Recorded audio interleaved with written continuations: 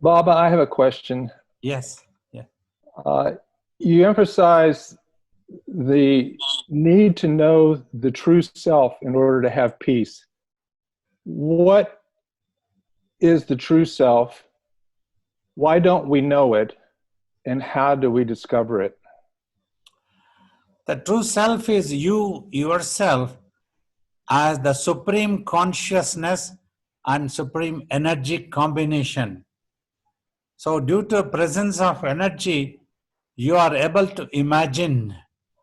So in that imagination, which had started since time immemorial, you have got carried away to that extent that you have forgotten that you are simply into imagination, and instead of that, whatever you had imagined and we are imagining now, you have started considering that to be the fundamental reality. Thus, all your attention slips from the awareness of your real self and gets involved into your own imaginations. And these imaginations always produce dualities, happiness and unhappiness, good and bad, all these things keep coming. If it was only happiness, perhaps you would have loved to remain in the imagination itself. But it is not so, it doesn't happen like that. So now you are looking for peace and happiness. If you go back to your real self, you start paying attention back to your real self so that you regain that awareness of self, which is the most peaceful abode, because it does not depend on anything, it doesn't need on anything for its existence, for its peace and happiness. So it is always contented, it doesn't need anything. So that is why it is recommended that as you are looking for peace and happiness, you must plan to abide in your real self consciously. You plan to go back to your real self consciously. And meditation, obviously, is what Yeah, silences the meditation mind and is, reveals that. yes, meditation is the sadhana which helps you to pay attention, means turn your attention introvert to yourself instead of you yourself have become the screen also. So from that screen, you have to make all your imaginations disappear. That happens only when you are simply watching as a witness and when you don't get involved in any way. So like in the same world also, like the previous question Chris was asking, so when you try to attend a patient, you must not get involved mentally considering that to be a truth. So then you are likely to be affected with the dualities of happiness, unhappiness, anxiety and other things. So you must be aware that it is only an imagination, but perform all your duties in the imagination, no problem. You help somebody, if somebody is suffering, whatever knowledge and wisdom you have, you apply. But don't take it granted as a fundamental reality. So then you can go back to yourself. Baba, you've said that the mind can't really know the truth. Would you explain what you mean by that? Yeah, because the same consciousness, when it imagines, comes to be known as mind. So because mind can give only what it imagines and nothing else, it cannot show you the truth. So it cannot give the truth also. It gives only what it imagines. It is like when you try to measure the sky, the space, with a measuring tape, you can never measure it. You have to become space itself. Only the space can measure the space. Like that's what a yogi's consciousness will be, like measuring the sky by sky, space by space. So that is what has to happen. You try to apply your intelligence, brain, and try to know what it is through questioning in the mind. I have always told, even a self-realized master like us, we try to give the nearest imagination to give you a clue so that you can adopt such methods and then try to cross over that imagination also and go back to the truth by achieving total silence of the mind. Then the mind regains its original form of consciousness, pure consciousness. Thank you, Baba. Namaste, Babaji. Babaji, this is Usha from Dallas. My question is, I understand that my imagination takes me away from my conscious awareness. And when I notice that also when I'm sitting in meditation, that while I'm able to observe and be engrossed in the silence itself, my imagination, my attention goes off into imagination. And then I realize suddenly that I'm getting involved in a story, and then I have to bring myself back to awareness. But my question here is, in order to be able to experience that awareness all the time, does it mean that I have to meditate long hours to get established in that awareness? Exactly. Technically, in fact, you have to practice more longer time. But we generally don't say that one in our teaching, the beginning itself, so that people can get panicked or might lose hope that meditation is not for me. So the technique is that the more you can meditate means more you are practicing with the technique of just watching, and you are trying not to imagine. So then all the imagined things, that a purifying process means, I have told, when you try to meditate by closing the eyes, a purifying process starts. All the habits, acquired habits of the mind, which is generally recognized as subconscious state, they all start getting evaporated, purified. But while this is happening, due to brain, it decodifies and shows everything as a thought process or a vision. You are forced to watch that before it gets evaporated. During that transit period, by your habits, if you get involved to analyze or think why this is, why not this, then you get carried away with further imagination.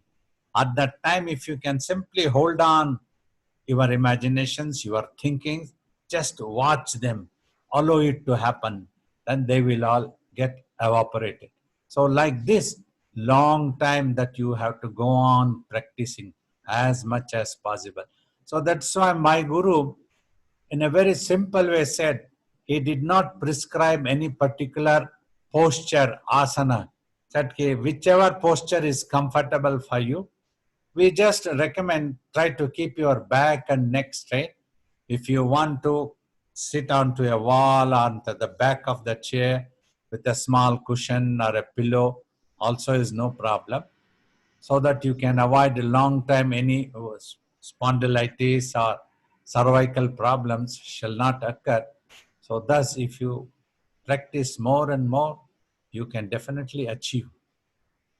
So what I'm understanding from what you're saying is that one should not get into the habit of analyzing and rejecting, resisting, as we would in a meditation, concerning an imagination. We should apply the same during our waking transactional hours. Exactly. That's what a yogi is. Yogi does not make any judgment, this is good or this is bad, in the mind. Though outwardly he might be acting in the drama, but inwardly in his consciousness, he doesn't have any such thing that as this world is happening or this is good happening, this is bad happening. No such judgments happen at all. So if you also slowly adapt, then you can achieve that yoga. Okay. Thank you. I'm so glad to see you, Baba. I wish I could see you right there in person, but I feel like I am. I do have a question. My Yes. question is, you speak a lot about the imagination, and my question is, how is the ego related to the imagination? And if you can you give us some examples of your answer using the events that are happening today on the planet? You see, ego starts with a misidentification of I, and then everything connected to that I. It doesn't want to get hurt. Nobody should irritate. Whatever I think is the right thing, whatever I imagine is the right thing. So that's how imagination, when it starts, so this ego makes you more stubborn, that whatever you imagine, you are imagining is the right thing, is the fundamental reality. That's how ego crops up. That's how ego and imagination are connected with each other. Because of ego, imagination arises, and because of ego, you consider that imagination as the truth. So that is how both ego and imagination are connected. If one can be removed, another also gets removed. That's why humility is a virtue. It's very much necessary. Surrender to the master, surrender to divinity is recommended. You simply, with good faith, follow what the master says. Watch means just watch. Don't bother about anything else. So then there is no ego, no imagination. Oh, that's a beautiful answer. And I'm going to try my very best to do that. Right, And with right. your grace, I will do it more and more every day. I do have I want to follow up with that question. I think for me, and I think for a lot of people that I know, this is a very difficult time when it comes to being able to do that surrender and hear all this stuff from all of these different points of view. And so could you address that? At least try to positively remind yourself, just by worrying or just by becoming anxious, you cannot help anybody, and you are harming yourself also, thereby curtailing your ability to help somebody is also going down. So if you repeatedly think positively like this, then you will stop worrying and just try to help somebody. It is something, the old movie dialogue. If you want to shoot, shoot. Don't keep talking. I like that's good. Thank you so much, Bob. Hi, Baba. I feel guilty because I feel so blessed. I'm safe. I feel healthy, and very protected. And I don't know how to respond to the blessing that I feel when so many people are suffering. Yeah, definitely. I would like to comment with a saying of my master Shiva Bala Yogi. He always used to tell, when you are in trouble, try to look at such a person who are in to much more trouble. If you are suffering, look at a person who is suffering much more. Then you will feel very comfortable. You will feel blessed. You will feel that you are lucky. But there's guilt in that. I feel like I don't know what to do to help anybody else. You know, we have to As stay long away. as you are not bothering anybody, you are really helping somebody. That is the first thing. So that is what is needed in today's world with the virus outbreak, when the government and all knowers of the truth and doctors, medical professors, everybody is telling that you need to remain inside in the lockdown so that we don't allow that thing to spread. So Right. that itself is a great help to others. Right. So don't feel guilty and don't allow yourself to be a victim of that guilty feeling. Then you will be feeling sad. No need. Just remain there. So if anything is possible, if you are a doctor, if you are medical expert, you could have helped. So when that is not there, it's no problem. You are not bothering at least. By remaining in isolation, you are really helping that virus not to spread. Thank you, Babaji. I had a question about attachment and sadhana. And when progressing in meditation and sadhana, I've noticed that certain attachments and certain just certain things that linger, and I can't seem to turn a corner. What's the best way to do that? And things that you've specifically worked on and prayed over, and it just seems to stay, this particular attachment, and I don't know how to get past that. And if you had guidance, I would be beyond grateful, Baba. Thank you.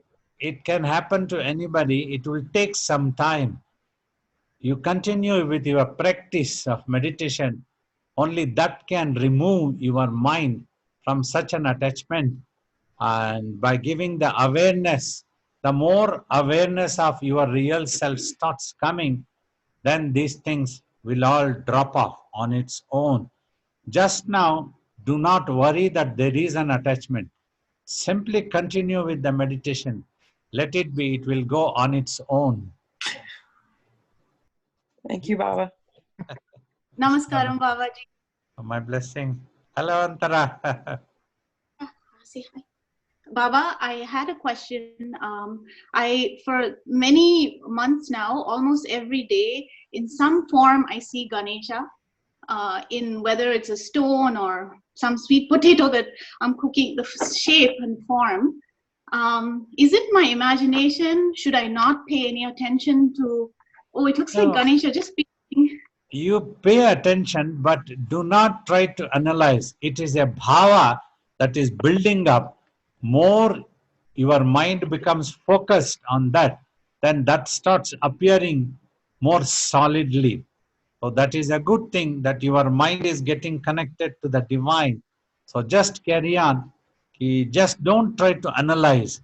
Then your mind gets dropped from that bhava. So simply continue with that bhava. Then you will just see the same divine's form everywhere. Slowly you will be able to see that in everything, as everything, everywhere. Hi, Baba. We're so happy to see you. Baba, I have a job I'm very grateful for, and it's also very challenging, where I work with people who were homeless, and many of them are very troubled. Most of them are using street drugs. They have addiction and mental health problems, and the problem that I have is even more than some of the more violent things that I might be witness to, is these comments that are made about me personally. I can't seem to shake them sometimes, and I would just ask for your counsel and your blessing. A type of your job requires enormous amount of patience. That's what you need to exercise and bear with them, and then try to help them in whatever way that you can. As long as they don't physically abuse you, if it is just that if they are using bad language, bad words for you, you can simply brush it aside. Don't take it into your head. Nothing is real. Understand their condition. It's because of their condition they are helplessly talking. It's like the Jesus word, forgive them, for they know not what they are doing. So that type of attitude, if you can maintain, then you will have more peace descending on your head, and you don't feel that awkward. Just protect, defend yourself physically. That is important. Nobody should attack you physically. Rest is all you can simply brush aside. And meditation, prayers, they can always be very helpful to help you to gain this ability more and more to exercise patience. Okay. Thank you, Baba. Baba, I'd like to have a good death. Can you describe the ideal death from the perspective of self? The ideal death is when you don't have anything in your mind, simply body gets dropped. It will be like you are in a deep sleep, at peace, don't know anything, and simply the body gets dropped. So that is the best, when you don't have anything in your mind. For that you have to practice meditation, and don't keep imagining how the death is going to come. That imagination is bad. That can create negative things and fear and so many things. Death itself is very beautiful, really. You won't know anything at all. If you know anything of this world, that gives pain. You derive the best happiness when you are totally unconscious of this world, in your deep sleep, like that. So practicing more meditation can be helpful to remain quiet in your mind. Don't try to imagine about the death at all. On its own, it will happen. So my idea of directing it is just playing out what the mind wants. Yes, then the mind can slip out of your hands and try to do its own wrong thing. So if you just keep quiet, automatically it will be taken care. Thank you. Baba, nice to see you. Nice to see you. So my question is about increasing the duration of meditation. So is it better to go for one uninterrupted session, or kind of split it up if you think that the concentration is better breaking it up? Till you are used to sit comfortably, you can break it, like some in the morning, in the evening, and then slowly try to increase. Like if you are doing 1 hour, try to increase for another 15 minutes. 1 hour, 15 minutes. Then after some time, when you feel more comfortable mentally and physically, then try to raise another 15 minutes. The more continuously that you are able to do, it will be more effective. Quietening will be more effective, actually. Wonderful. Thank you.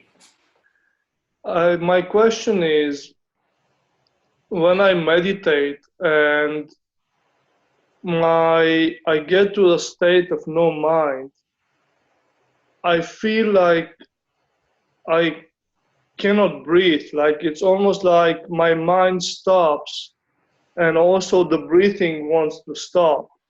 And then, so my question is, how to move forward with this? How to continue staying in that state of no mind, but also kind of like keep breathing and then keep meditating?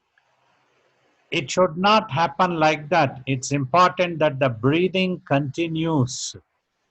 So you must practice that you don't give up the breathing and then pay attention in between eyebrows, so that you are mechanically able to keep breathing your body, but your mind becomes quiet. That's when is no mind. So for that, let the thoughts or visions keep coming. You don't try to remove them or try it. When they are there, just try not to analyze, just keep watching. That will help you, that you are breathing also smoothly, slowly, and then your attention also gradually is settling down onto itself. So like that, if you practice, this breathing problem won't be there. Thank you. Can one start with mantra japam and then slide into the observation part, or is it better to separate the two? Just do mantra japam one time? It is better to separate the two, so that that mantra shall not create any confusion or make you habitual. A mantra repetition is like a preliminary round practice to make the mind more single pointed and give you a confidence that you are in touch with the divine. But you can be in touch with the divine actually through the mind. So even when you are chanting a mantra, it is important that your mind is on the mantra.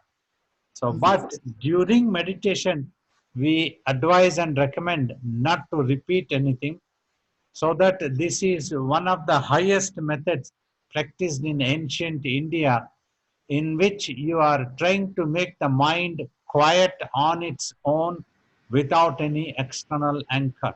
Then it's easy for the mind to go introvert and become aware of itself in due course of time. So thus you separate them. Okay. The other question I had was Jwalita's question you answered. I didn't understand. Jwalita asked about that she sees Ganesha everywhere, even while cutting vegetables. And so I didn't understand your answer. Could you repeat what it was? She was asking whether it is her own imagination or is there anything reality. You see, I didn't answer that it is not a reality. Means the mind can go into a disappointment that it was only an imagination. Here in the Bhakti Marga, imagination plays a very important part. Due to imagination only, mind has gone out of control, and using the same imagination of a divine's form, a deity with a name and a form, you try to bring the mind single pointedness. So that comes to be known as the bhava, means the mind's feelings. But the mind's feelings, as single pointedly you try to remember. Say, for example, you fall in love with your master. So you try to remember, and naturally, automatically you get into the remembrance. The more you remember, the picture of the master starts appearing more solid. What you call nowadays as the megapixels, increase in megapixels of a photography of a picture. So thus, a deity starts appearing to you. That means the positive thing is that you are mentally more connected with that imagination to the divine. So you are up in the Bhakti Marga. So that's where we encourage to such people, let it happen. It is a good bhava. That's what it is. So, but just don't try to analyze. If you try to analyze what it is, then your mind can get disturbed or scattered. That's what happens. Just focus on whatever is appearing, so that your mind practices focusing silently, that which will be very helpful in your silent meditation also. Okay. Okay. For me, the silence has become my primary nature. Like the head is completely quiet, and I can access, I can be the earliest manifestation, the amness in my heart. So I feel my existence only as my heart. It's almost like most other time of the day. I don't go into kind of a meditation or something as a practice, but it's 24/7. The head is completely quiet. And only when I want to use for some kind of a logic or some programming, I get disturbed. I use mind. So if we are just be as amness, how do we go beyond amness? Or away? Actually, as you are talking, you are mentally quiet most of the time, but definitely not all of the time. Some extent, an imagination is there. That's why this imagination is talking about the amness and the heart, location, everything. It is still into imagination, but maybe a better focused imagination. So you need to go beyond that, where simply an awareness is there, being is there, but no definition, no amness, no location, because it is simply all pervaded. You just remain in yourself without any location identification, such thing. So for that only, you need to be a witness. That witnessing what we teach in meditation, when you close the eyes, just watch in between eyebrows.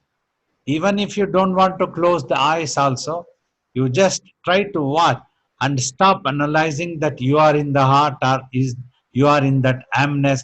So both are false imaginations. So that is what has to happen. Then you can go beyond silently. When it is totally silent, there is an awareness. That means we try to teach just before it completely disappearing, a consciousness of existence will be there. Even now also for people, I tell, amongst millions of thoughts that you have, there is one which is not an imagination, which is a reality, is the consciousness of your own existence. That is not a thought, that is not an imagination.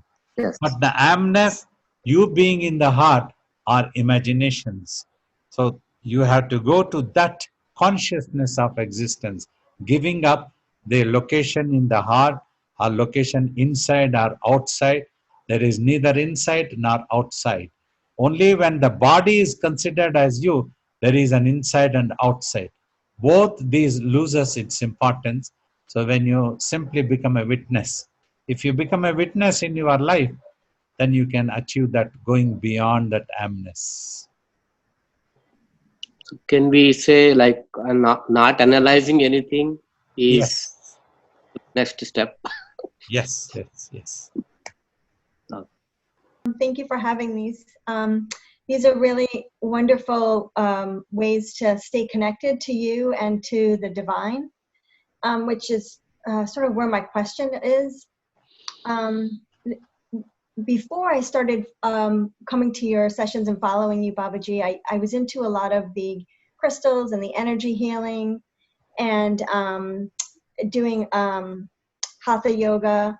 And those were the ways I felt really connected to the divine. But now that since I've been following you and listening to your teachings, I sort of feel like those were more imagination and illusion. They're the power of those, and so I don't do them anymore. But now I feel like I've lost a connection to the divine, and I don't know how to keep that throughout the day, unless I'm like seeing you or something. Mm-hmm. You see, now with your imagination, you used to feel a connection through those crystals and other things. It is through the mind, which is the combination of consciousness and energy, that the real best healing happens actually. And through the mind only, you can be connected to the divine.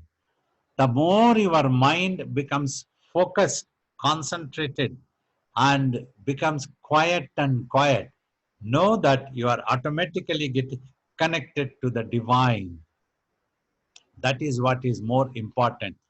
All other external anchors, whether a stone, a crystal, say mentally if somebody is worried, so we give a small stone, pick it up, keep this in your hand, you will be all right. Mentally you will feel more peaceful. So your mind gets assured, oh, now that I have got this crystal in my hand, I am at peace. Then it automatically becomes peace. So without that crystal or stone also, when you practice meditation, naturally it becomes quiet and at peace. The more you are at peace, that is the real worship, and you are really connected to the divine, because the ultimate truth of the mind is what is recognized as the divinity that is all pervaded. So the more that I meditate, I'll regain that connection through my mind. Definitely, definitely. All right. Thank you, Babaji. Babaji, my question is about the meditation. So sometimes the meditation is smooth and I can reach a threshold, and then if I'm reached a particular threshold, I can stay, not a problem. But when there are disturbances, as now we are going through this disturbing time, and I find it's harder to reach that threshold, even though the energy is powerful. And last time you mentioned to muster the willpower. And my question is, can you please talk a little bit about willpower and how can I muster the willpower to strengthen my meditation and to sustain my meditation till I reach that point where then I can just, continuously flow in the meditation. It's natural for a common person to get disturbed by the happenings in the world. Good and bad, sometimes very severe, sometimes more serious, sometimes innocent people getting trapped, suffering, all these things can be disturbing for people. At that time, to apply the willpower, thinking more positively to reassure yourself that there is a divine, the divine master will take care. So everything will be all right.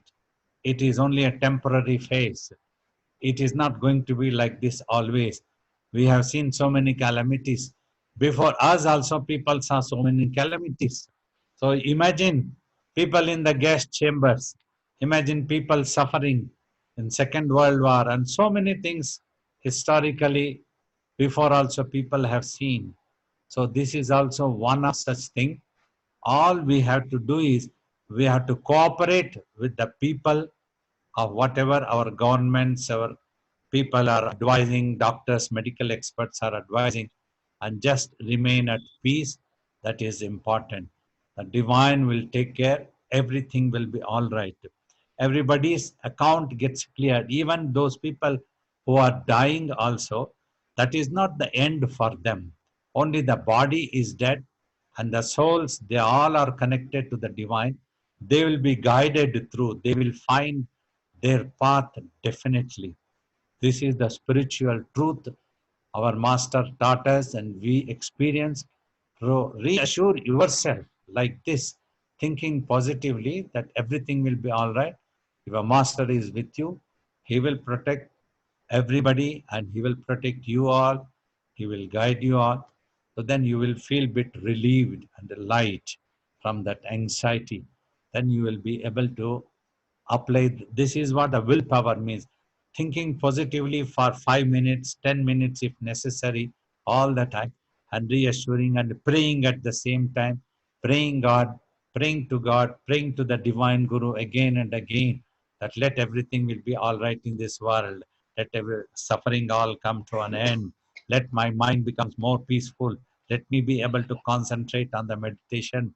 Oh my Lord, oh my Father, oh my Master, help me always, grace me. Like this, positively, only positive, no negative thought at all, nothing, everything will be all right. So then this gains momentum in your mind. So your mind gains that willpower more better, and you will be able to continue, reach the threshold again.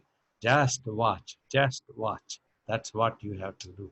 So think that as long as you are not bothering this world, you are helping this world actually.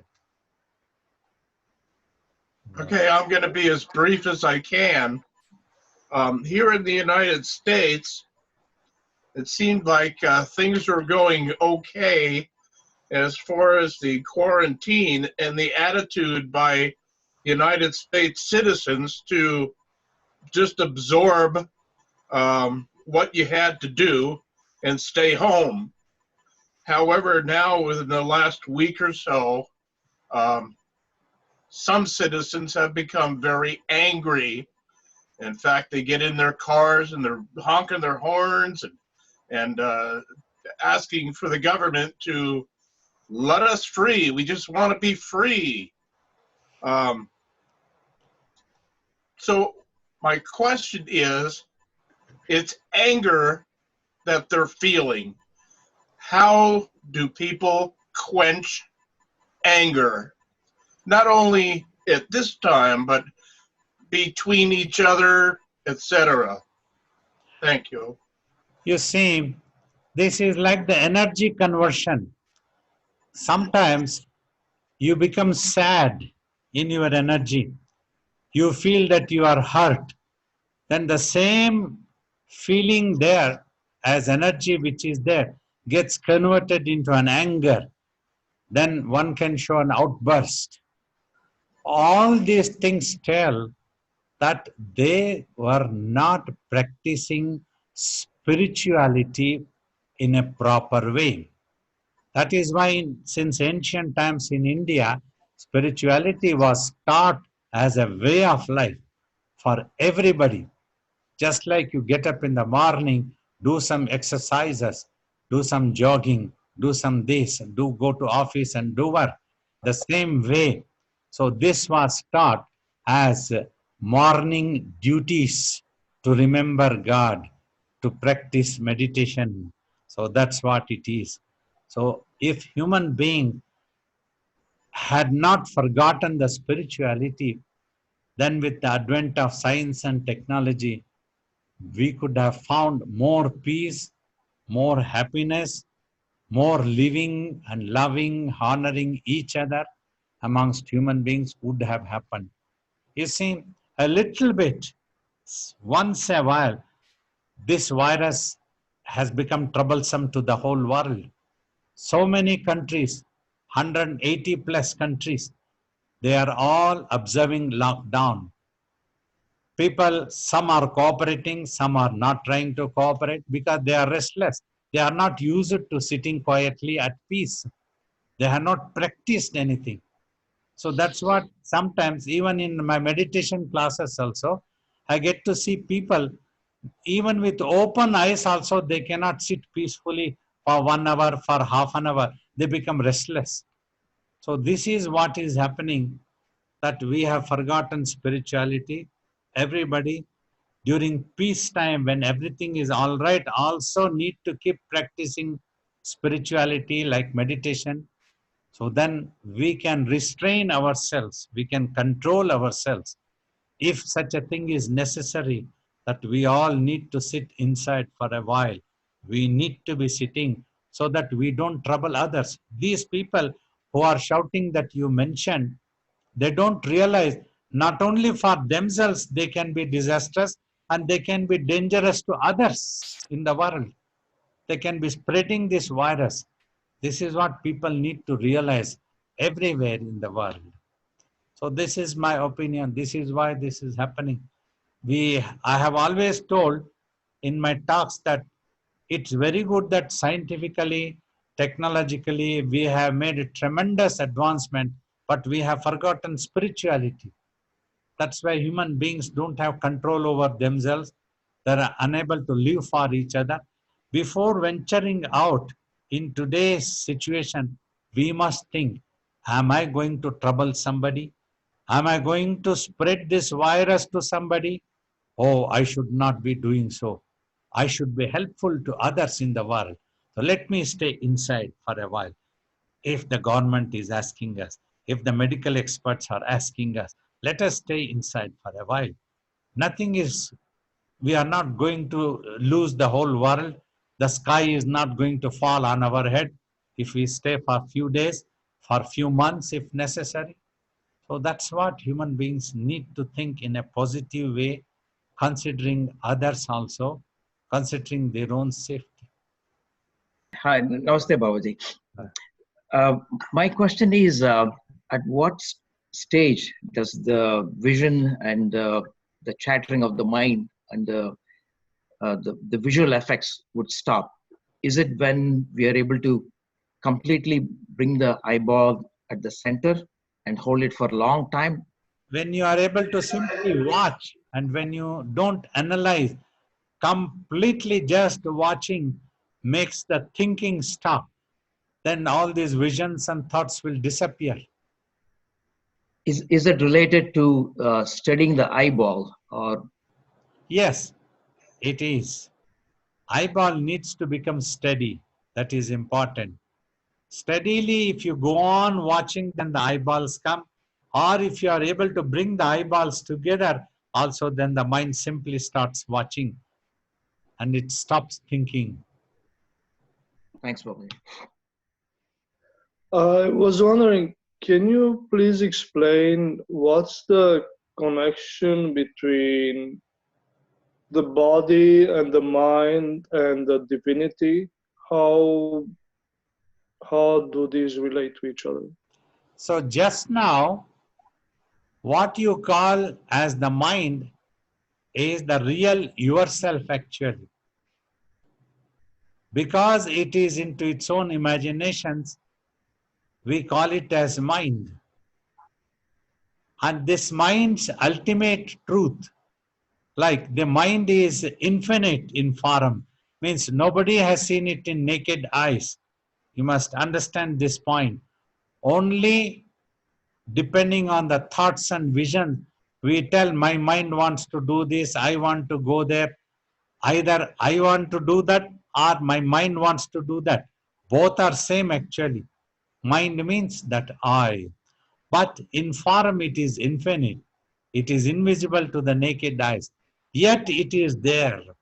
So imagine the ultimate truth of this mind. If this mind is a droplet, that ocean of that droplet. So like that, that is the connection between divinity and the mind.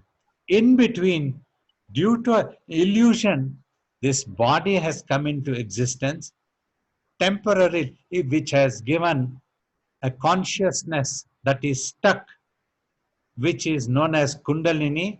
Kundalini is nothing but another portion of the mind. The same mind is stuck, giving you yourself as the body consciousness.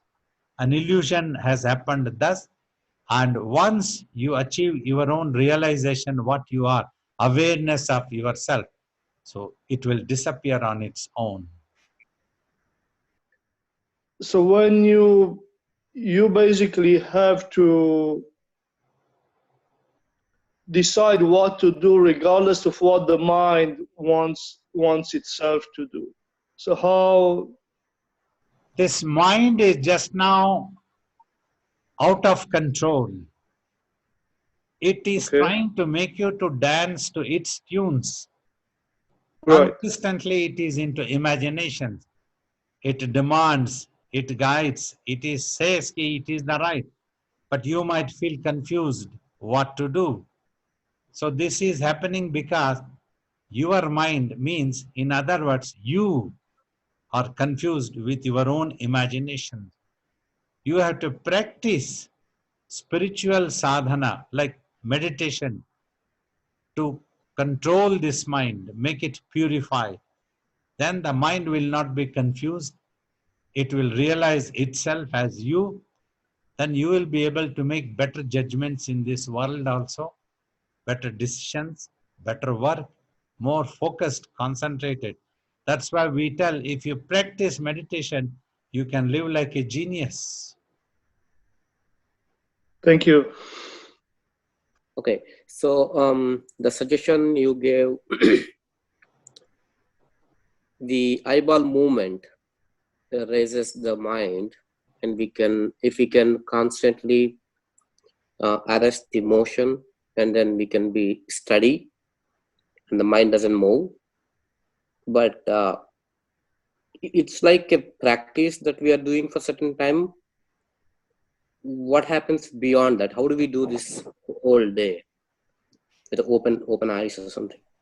So if for 1 hour you can practice this technique by trying to bring these eyeballs into one direction, then it can withhold the mind for longer time with a better qualified technically.